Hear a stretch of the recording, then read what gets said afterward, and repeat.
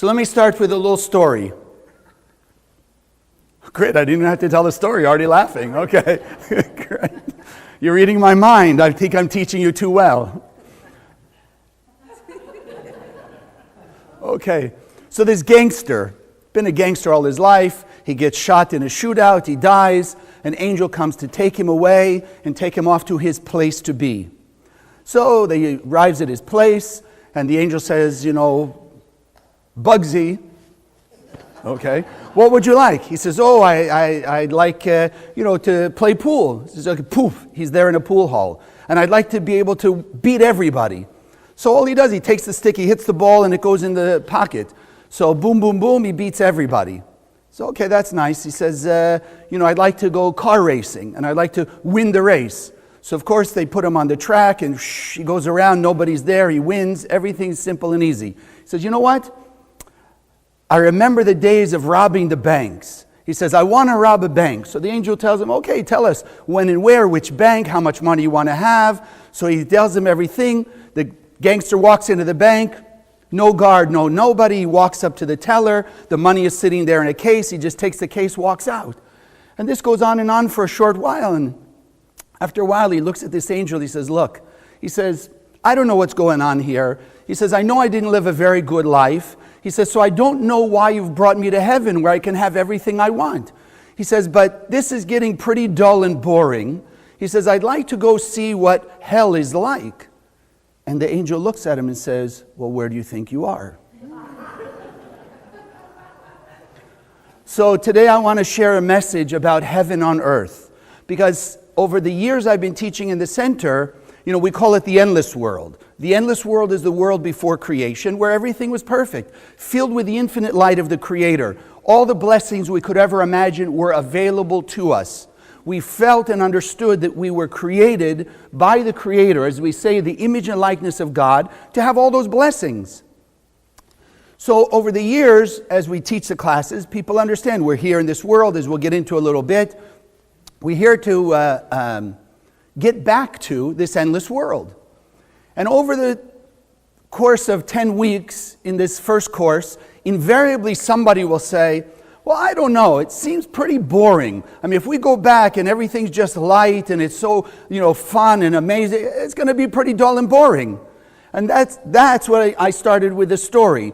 Because when things come easy, like in the story with the gangster, you and I have been learning that doesn't create lasting fulfillment. Actually, that is hell. Hell is when we have no lasting fulfillment.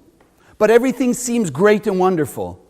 But it's only temporary. Now, for some people who are facing various challenges right now, that might seem like heaven. If you're in a difficult situation now, and somebody came to you and said, look, I'll wave my magic wand, and all your problems will just disappear. Of course we're going to say, yes, make them all go away. I'm feeling miserable, things aren't going well, some tragedies happen, difficulties, work, home, something going on. I'd like to take it away.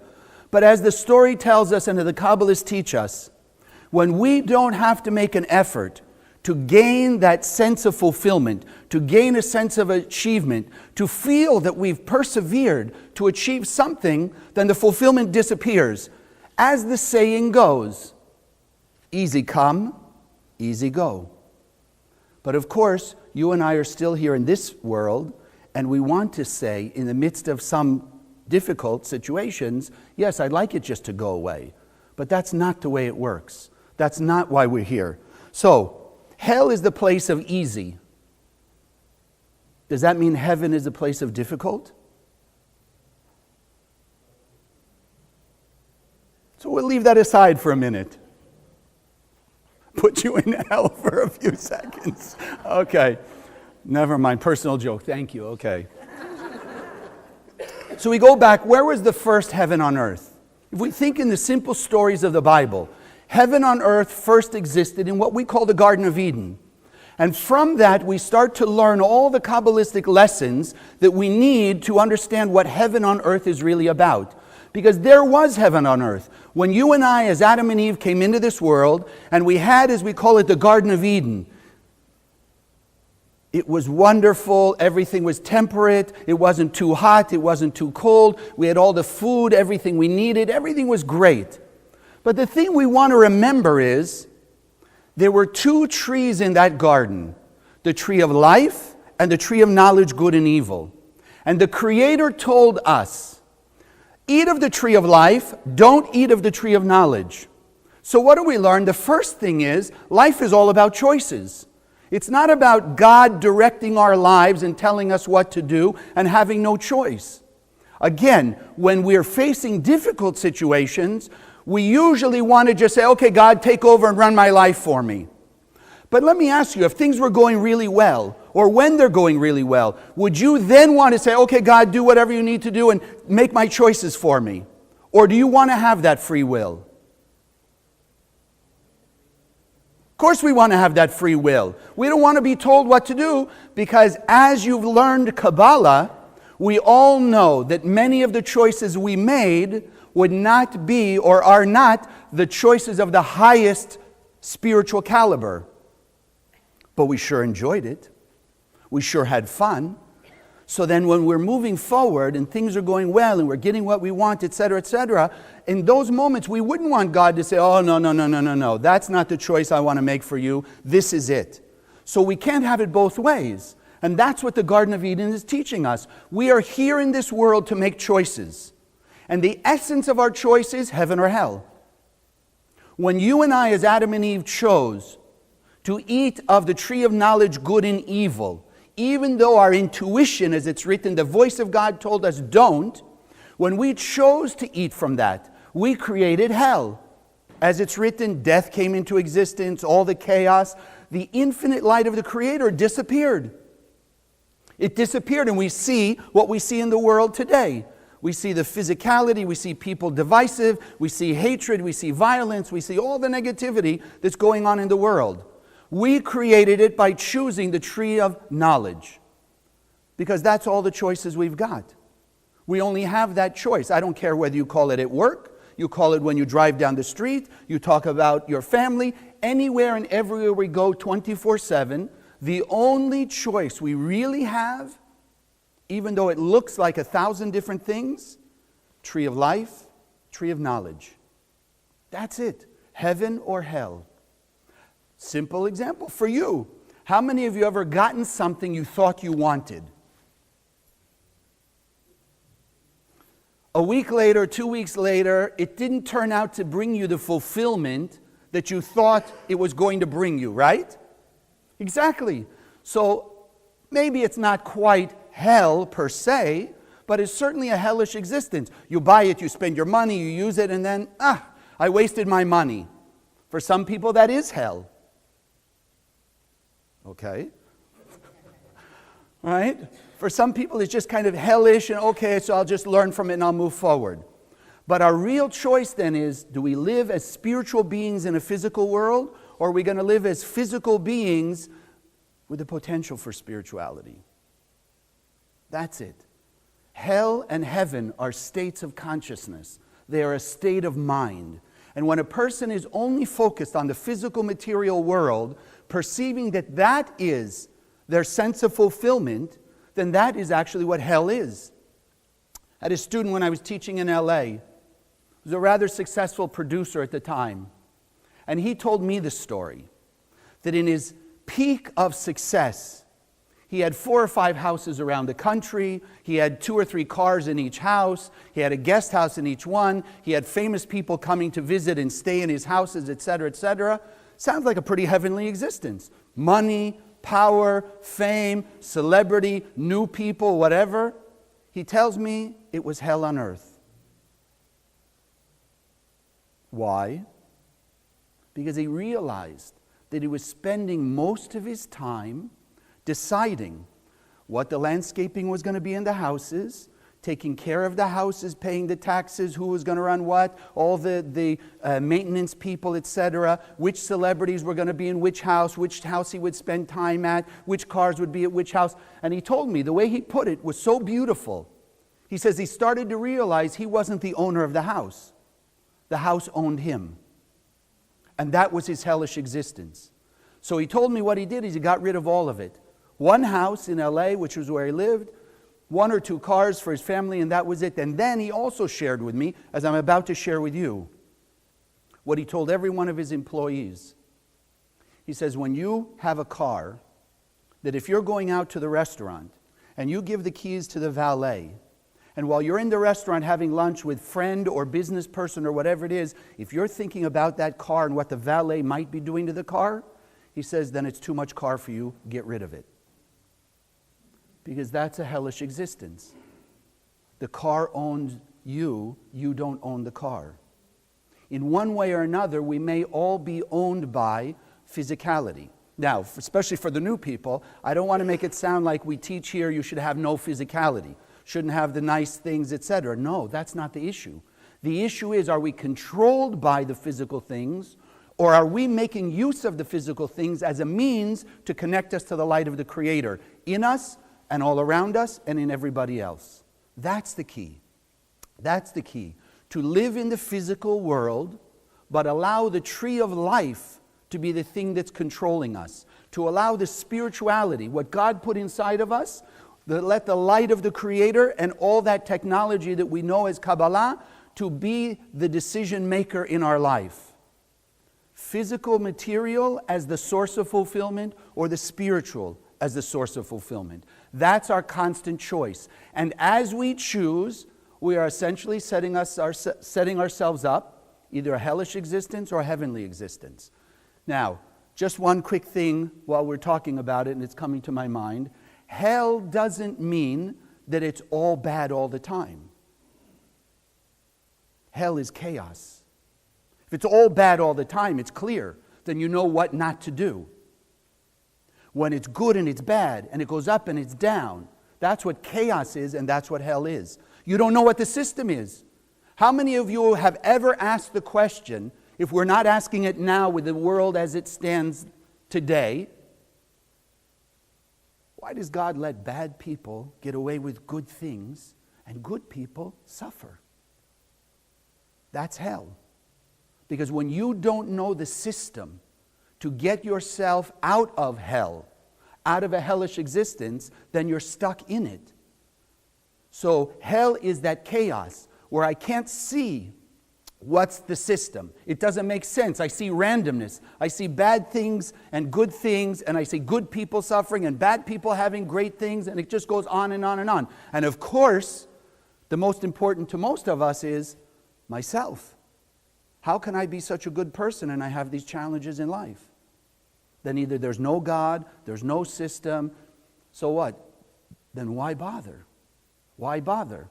But I honestly think in all the years of teaching Kabbalah, I truly don't believe there's one person on earth who believes in randomness. In the moment we might, yes. When something happens, a person, heaven forbid, has a car accident. In that moment, of course, what are we all looking for? Who to blame? It's their fault or it's your fault. And then you get out of the car and you start fighting. You fault, my fault, this and this. And we're always saying to ourselves, oh, it's an accident. It's random. Nobody planned it. But how many times have we seen things like that, bad things initially, turn good? I know somebody who had an accident years ago, and guess what? As they got out of the car, I should give you the little backstory here. They were a couple years in the center. They were looking for their right relationship. So you probably already figured the story. Meditating, scanning, doing all the right things. They get in a car accident. Guess who got out of the other car? The person who turned out to be their right match. So was the car accident bad or good? Depends on your choice. What we're here to learn is heaven also then doesn't mean everything just goes smoothly all the time. Right? Heaven is not the gold, what do they call it? You know, the yellow brick road or the gold lined streets or where everything is just rosy and everything else. No. Heaven is when, no matter what happens to us, we choose to see the good. We choose to appreciate the blessings and have gratitude for the good things in our life. That's when we are living a constantly heavenly existence. When we can turn the bad to good, what could be more heavenly than that? When we can turn the bad to good, when we decide to make good out of bad, or what appears to be bad to us, or to see good through the bad, then we'll make good happen from it. It's all in our hands. God gave us the power. It's not in the hands of God anymore. Not if you're learning Kabbalah and applying it. God gave us power. It's power to channel into this world. God gave us choice and gave us the wisdom when we listen to make that choice of making, no matter what comes our way, turn good. I have a current student. He's been in this one, he's been working for probably 12 years already. Number one, I'm just pleased at his patience. 12 years, a business deal. One business deal. 12 years it's been, like the car that doesn't quite start. You get the cranking like this. So it's about to catch and then it doesn't. Then it's about to catch and it doesn't. 12 years he's been going like that.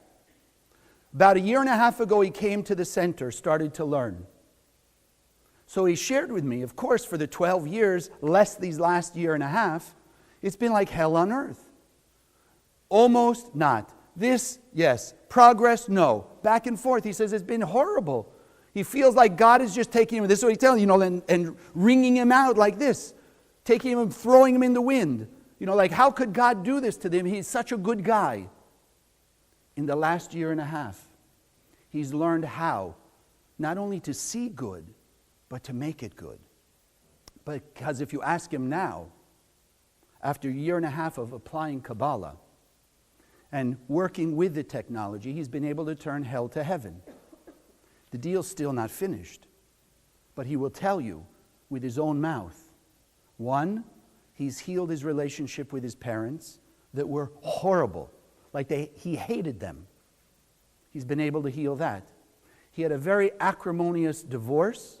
The wife didn't let him see the 3 kids. He's been separated from them because they think he's a horrible person for about 10 years. He's also been able to heal that from his side. Because remember, it's only from your side that you see heaven or hell, not from the other person's side. It's not what they do or they say that makes it heaven or hell. It's how you and I respond to it that makes it heaven or hell. And the thing that he told me that I probably the most pleased with, he says he sees that he's becoming perhaps, but he's reached that point to be the man that he always wanted to be. So had the deal happened 5 years ago, any time before he came to Kabbalah, he could have had the deal. He could have had all the money that will come with it. But he also would have been miserable with his money. Not that any of us know people like that, do we? People have a lot of money, people have all the physical things, and they're still miserable. Boy, do I want to go there, but maybe I shouldn't. Just look at politics. Not current, I don't want to go there, but these people have power, etc. They're not all happy, right? The physical doesn't make our lives. The spiritual makes our lives. Adam, you know how tall Adam was? So wonderful when we learn Kabbalah, because those of you who are new, Kabbalah teaches us that the Bible is a code. We do, you don't have to, but we do believe they're physical events, that they did happen, they did occur.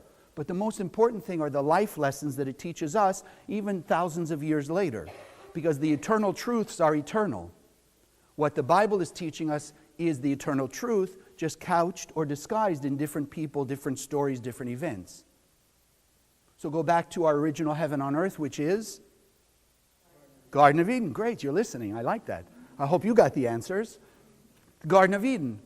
It says when Adam was first created, and remember, Adam isn't him or them. Adam is us.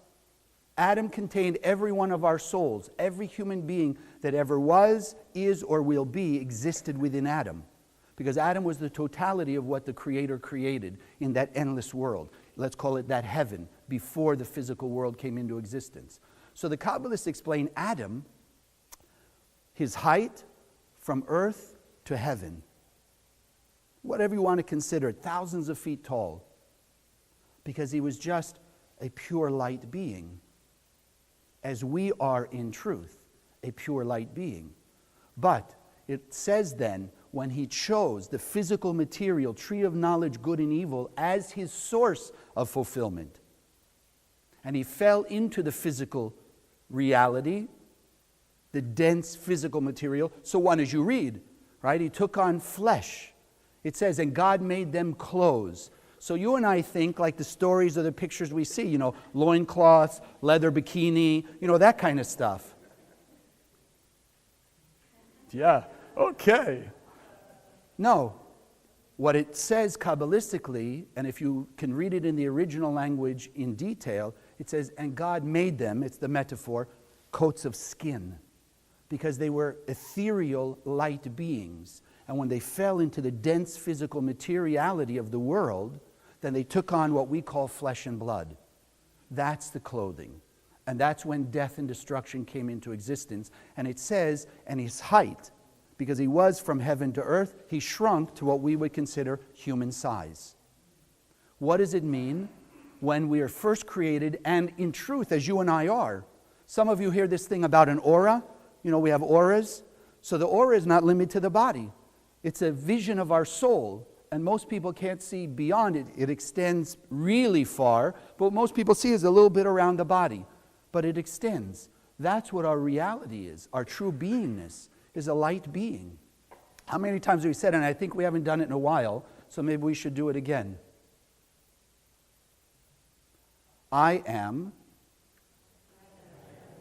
a pure and perfect being of light.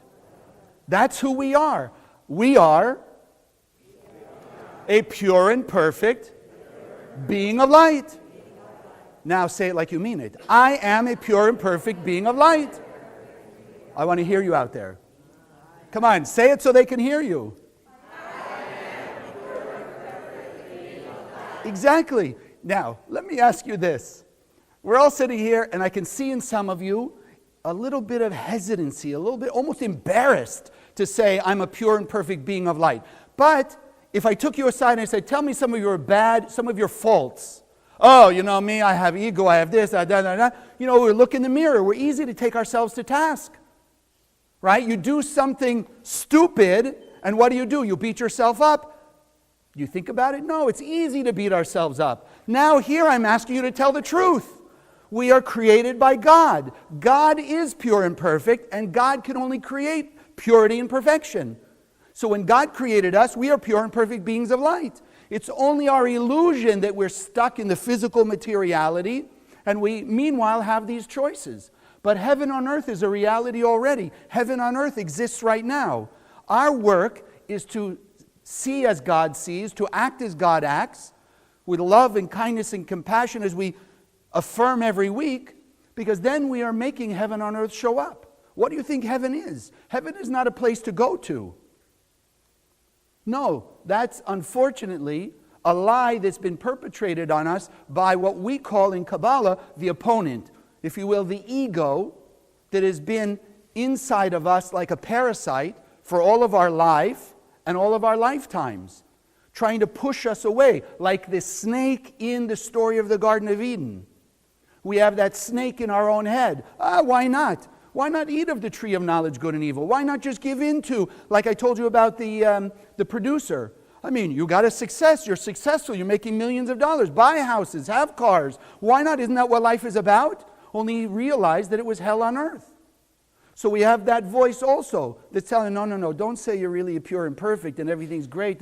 No, God created heaven on earth, and heaven on earth is here. But it's now in your hands, my hands.